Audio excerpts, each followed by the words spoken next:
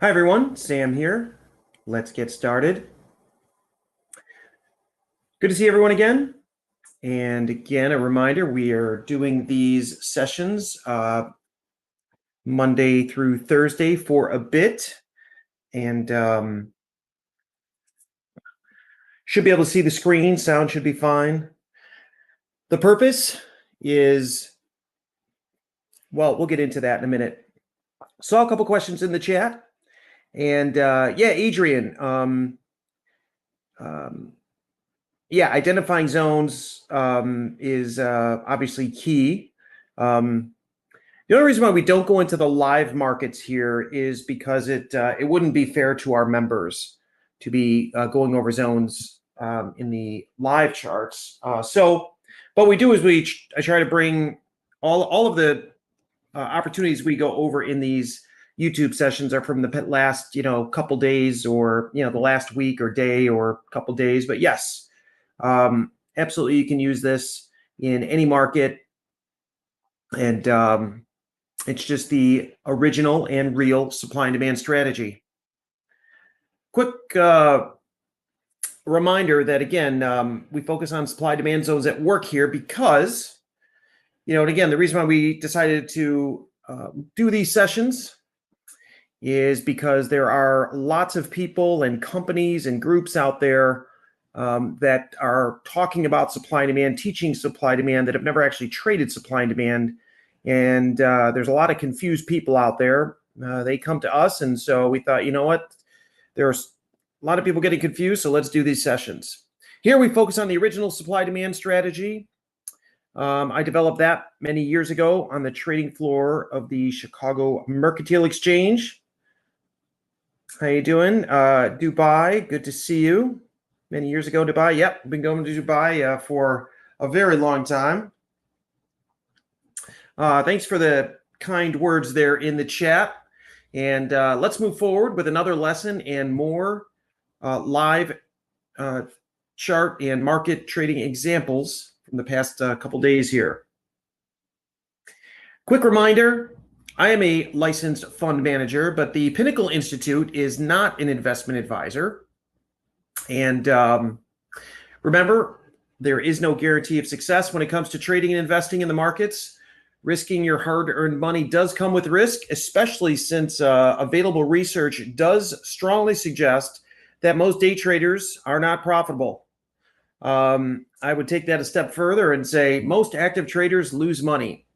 And so don't jump into this too fast. Make sure you understand what you're doing and make sure you understand and are okay with the risk. Subham, I don't trade the Indian markets, but I certainly watch the Indian markets, and we use our supply demand analysis on the Nifty and some big Nifty stocks. Absolutely. But again, even in India, you bring that up, and there's just, there's a couple big groups out there teaching supply and demand, but they've added and changed and twisted so much of it, it's not even recognizable anymore. So people get confused and tell us they're confused and losing money. So we thought we'd bring it back to share some of the original stuff. And definitely we'll consider doing something in India again, but not at the moment. Okay, let's keep going here. So today's topic is confirmation entries. And after this, we're going to look at some trading opportunities that we went over for the past couple days related to this topic. But confirmation entries, if you don't know what they are, don't worry about it. You're better off. If you do know what they are and you've tried them, it probably has not been successful. So I want to explain why.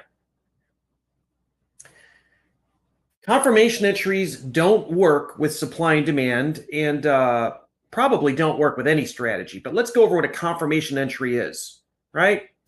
In this example, price is coming down to a demand zone here. And our rules, assuming the risk and reward is, meets our criteria, then we are buying right at the demand line, demand zone, right? We use limit orders here. for the strategy: entry, stop, target, and we leave it alone. Okay, limit order right at the demand zone right here. But some people talk about and use confirmation entries. What that means is they let price come into the zone, and then they wait for price to leave the zone, and then they buy somewhere up here, right? So the reason why that doesn't work, I'll give you the high-level answer and then the detail. Anytime we try to get away, anybody tries to get away from how the markets really work, how money is really made and lost in markets, it usually doesn't work. Anytime someone tries to get away from the laws of supply and demand, it's usually not going to work. And that's what's happening here. In other words, instead of buying at demand or wholesale prices, letting prices turn higher and then buying up here, people do that because they think that that's more confirmation that the trade is going to work.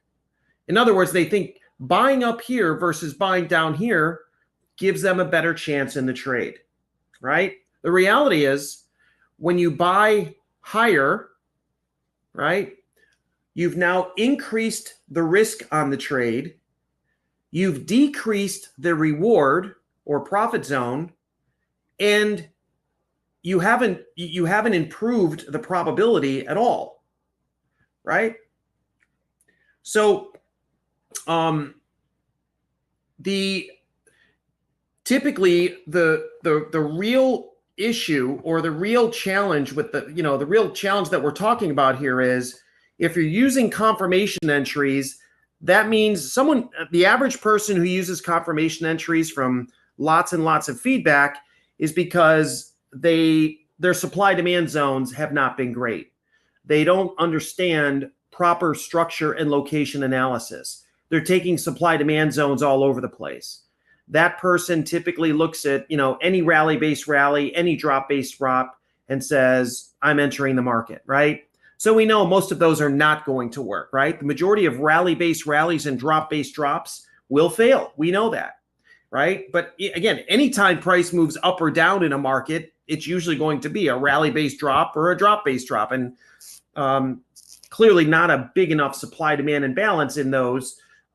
So most of the time. So just relying on that picture or pattern is not enough. So because someone has a supply and demand weakness, right, when it comes to identifying levels, they start to use things like confirmation entries, thinking that will improve their probability. And again, confirmation that the zone is holding. Yeah, maybe it'll help with that a little bit, but it doesn't mean that just because you bought here and not here doesn't mean that the trade has a better chance of working out. And you've also just completely changed the risk reward scenario, right? Confirmation entries means you're buying after a rally in price and selling after a decline in price, which is always going to be a little higher risk and lower reward. Okay.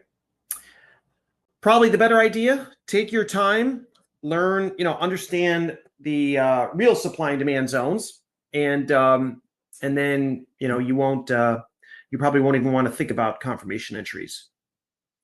Let's look at some opportunities from the last day or two. Here is oil. This is USO. This is an ETF for oil. And a couple things I want to point out here. Notice the location of the supply zone right here. Notice where the majority of trading activity is, which is right down here. Okay. We can look at this over here, which is even much closer to current price. You can see when price came up and met entry for this opportunity, right? When it rallied up to the supply zone for the first time, notice the majority of trading activity was right down here. Very quickly, competition to sell its supply causes price to turn, pushes it lower, right back to where that current fair value is and was. All right. Another little side note here. Notice the gap up to the supply zone. That is going to be a novice gap and then a professional gap away from the zone. That's typically what happens with high probability supply or demand zones. You often get a gap away from them if you close into them. Anyway, this is oil from the last, screenshot is updated as of today. Again, this one. So, and this is a great example of our topic, right? So this is a bond market. We apply our supply and demand strategy, same way, same rules. But notice this is a structure and location suggests this is a higher probability zone. So it's not a surprise price just barely touches the zone and falls. Meaning, if we use a confirmation type entry on this zone, we're probably not getting filled. Price doesn't even really go into the zone. It basically touches the supply zone and falls. All right. We focus on limit entries, right? And then stop market orders, and then limit orders for our profit targets. Entry, stop, target, and we leave it alone. We let the laws of supply and demand do their thing. Here's another one from the last couple days. This is a major stock market, the DAX. Notice the supply zone here, okay?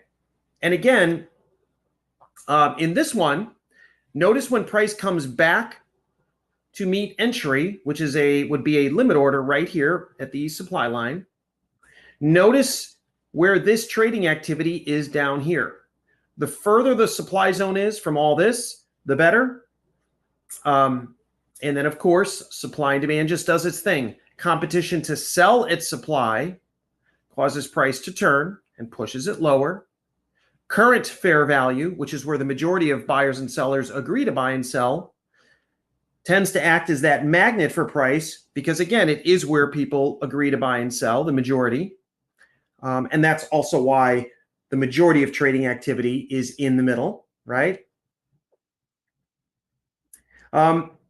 Joanna, good question there. So once the supply zone and profit zone has met our minimum criteria, right? And sometimes it meets a lot more than that. That's when we place the entire set and forget trade. We're not waiting for price to get back to the zone at all, right? No need to do that. Okay. All right. On that note, again, these are meant to be quick and impactful sessions to help everyone just a little bit each day with another little piece of information, all from the original supply and demand strategy, which is what we focus on. So hopefully that was helpful, and we'll be back tomorrow.